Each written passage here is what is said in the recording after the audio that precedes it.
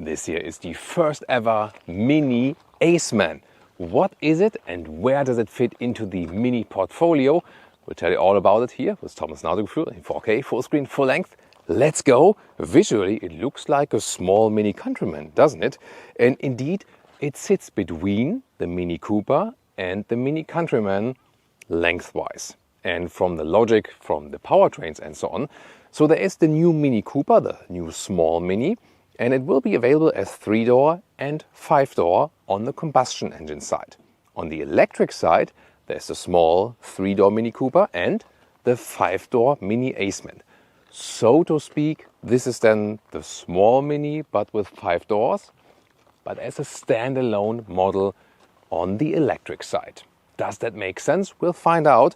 Here, this is then the S model. There's a base model and the S model. The battery there is a little bit bigger, soon to the specs there.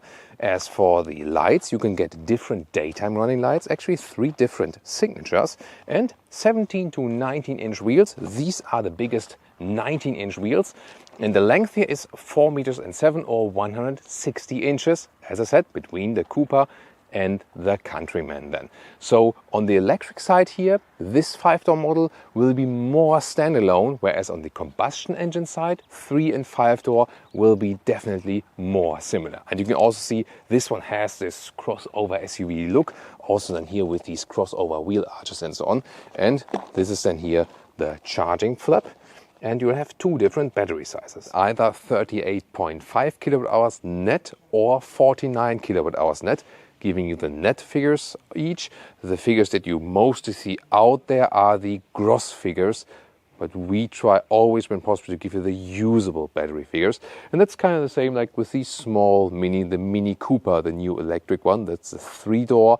They use approximately the same battery variations for small and big each. Realistic range for the big one here, about 300 kilometers, 190 miles.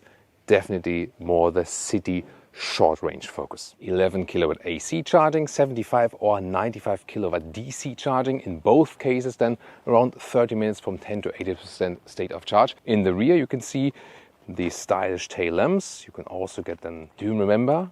If you think about, there could be a P for Paceman here. That used to be a MINI model.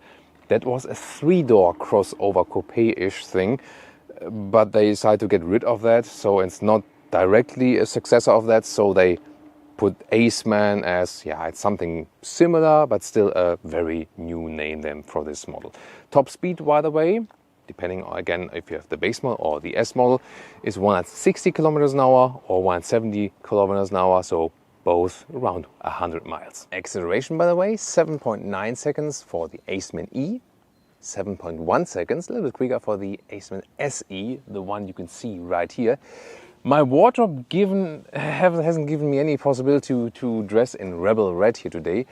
However, concerning the interior, this might be a good fit, and also about the surrounding, because we're in Greece here today, around the Thessaloniki area, and I thought if I can't dress according to the car, at least I can pay homage to the people, to the country. I mean, that's why I'm dressed in Greece today. Ladies and gentlemen, the bets are now being taken. Is there a Frunk or not? Nah, there is not.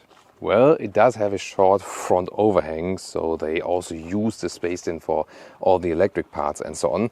Yeah, but still, it's always nice to have one. One of my favorite parts is always showing off the turning indicators or hazard lights. In this case, pretty cool because it replaces the whole daytime running light here in the front. And the turning indicators just right in between. The color here is called, by the way, Rebel Red. And it is a little bit tricky with these cameras because as for red nuances and orange nuances, the camera always portrays it in a different way than we look at it with our own eyes. You know, it's a problem of how the sensors are being built actually. It's a thing in the camera community. And so here, I can tell you, I'm not sure how it looks like on camera at this moment, but this red is a very orange-ish red. So it's a red-orange or orange-red, something in between. This is the mini key fob, which is maxi in size, I would say.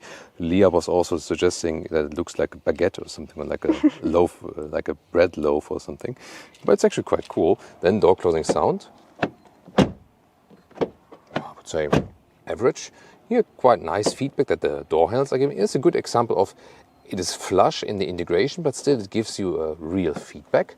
Then inside of the doors, so we have the blue trim here, different colors are available. This is the blue fabric, it's actually quite cool, feels really nicely.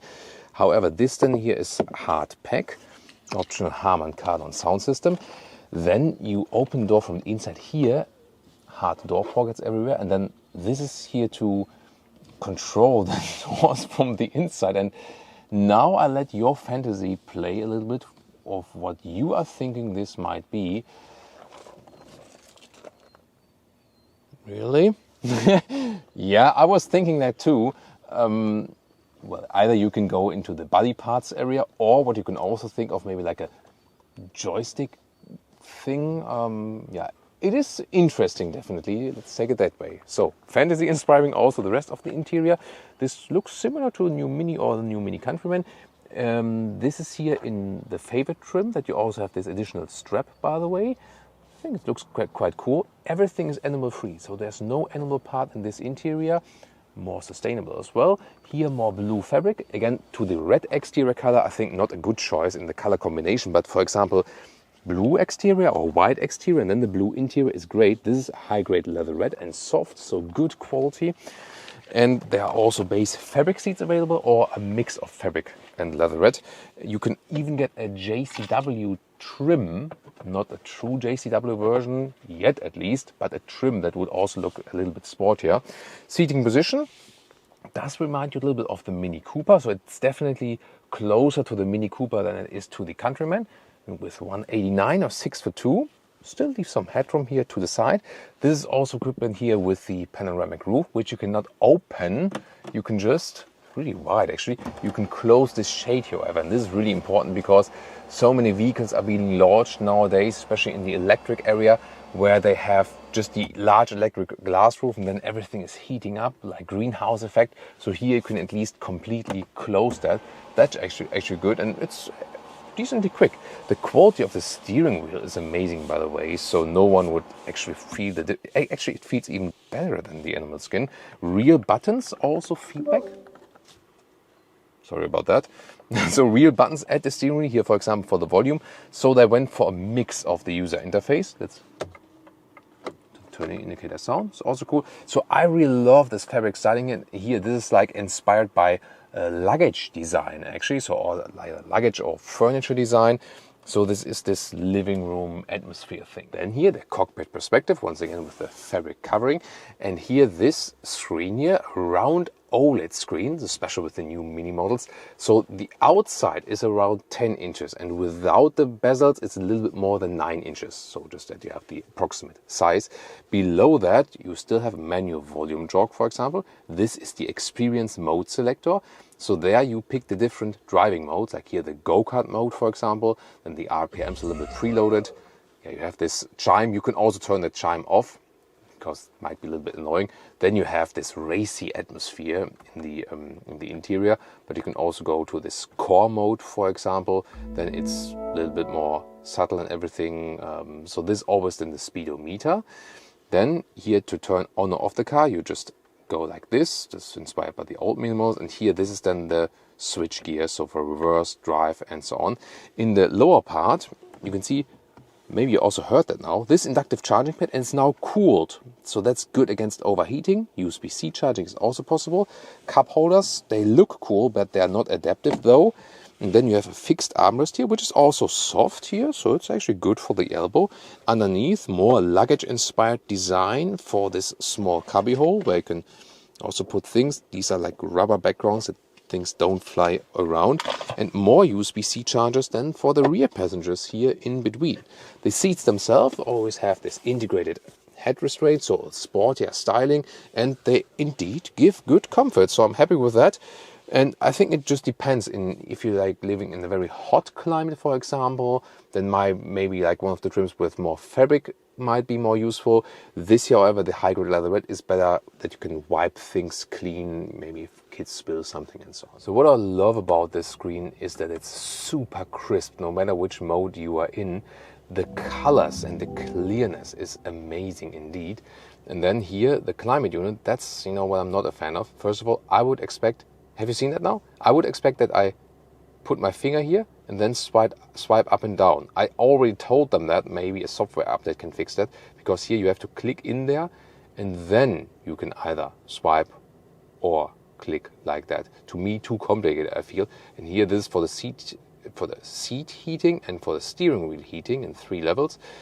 It is at least always accessible in this very area. Then you always have a home screen, or then this view for all of the different functions, and without the Apple CarPlay is of course also available. This is, by the way, the timeless mode, retro style. The speed is either here, or when you turn on the vehicle, actually ready to drive, then you can also see it digitally on top. You can also get a head-up display. You can deactivate or activate it here. And then you can see it is this separate plastic glass layer, and you might think, wait a minute, it's just cost saving. Well, the reason is that the form of the windshield, you see here, it's really steep and also curved, and in that way a projection was not possible with a real head-up display, only with this separate layer here.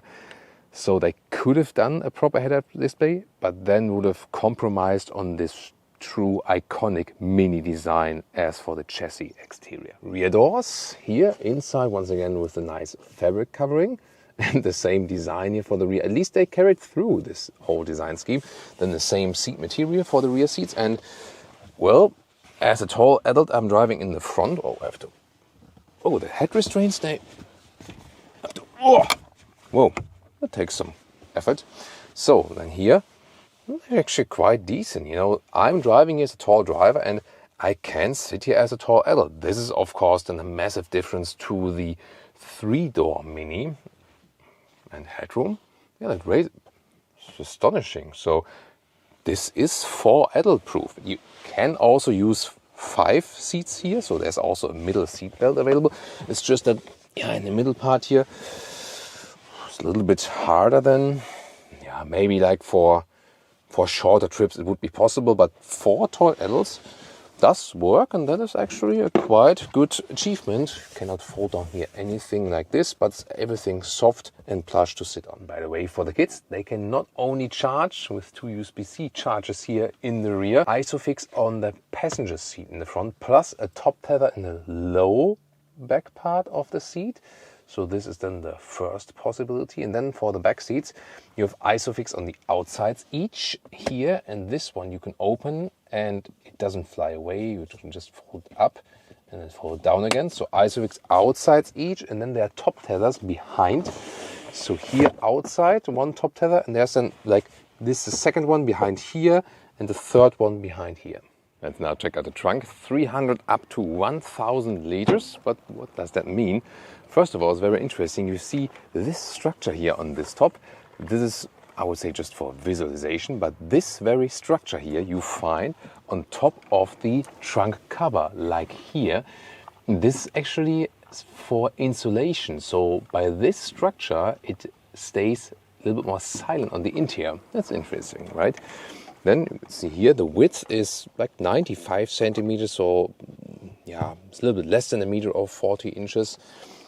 The length is about 60 centimeters, 24 inches here at the moment. Suitcase in there, but we can make it a little bit bigger because you can put this lower ground a little bit lower here. You can also take it out completely like this.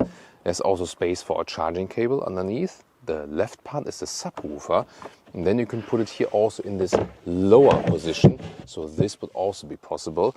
Folding seats is actually quite easy. You can reach over here like this, and this for a 2/3, 1/3 split. Now you're asking yourself, does Thomas integrate art in this video?